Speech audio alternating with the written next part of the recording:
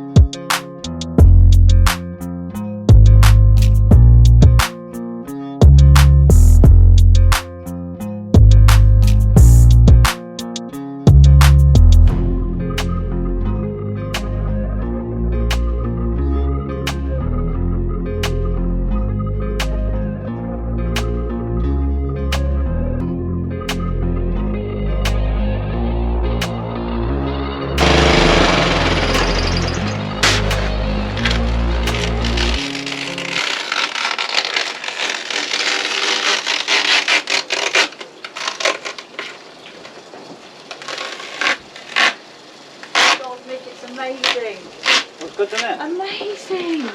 We didn't think We can't, I can't believe it. And you were so quick. Yeah, it's done it well, hasn't it? Bloody hell. Yeah, I like to get it all to ground, then demast, and then go once over it again then, because obviously all this, for the residue. yeah, all this sort of stuff. Right, that's it, done. Mega.